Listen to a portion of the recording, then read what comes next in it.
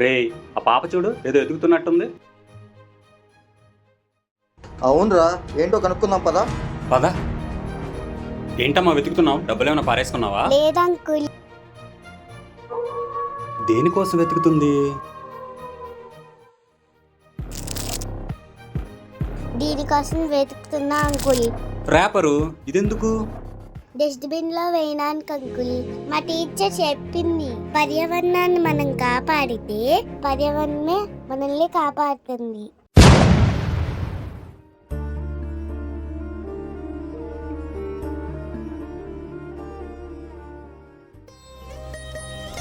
మీరు కూడా పర్యావరణాన్ని కాపాడండి ప్లీజ్.